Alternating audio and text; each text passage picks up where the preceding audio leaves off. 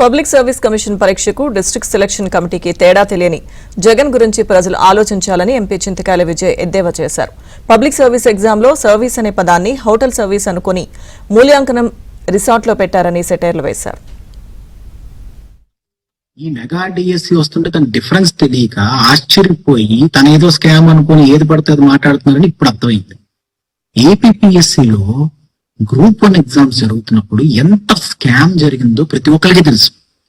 ఈ ఏపీపీఎస్సిలో ఎస్ అంటే సర్వీస్ అని ఒకటి తెలిసేమో, ఆ సర్వీస్ ఏమైనా హోటల్ సర్వీస్ అనుకుని ఉంటాడు. అందుకు ఈ ఎగ్జామినేషన్ ఎవాల్యుయేషన్ కూడా హోటల్లో పెట్టారు హైలాండ్ లో. ఇంకా అంతకంటే దారుణం ఇంకోట్లేదు.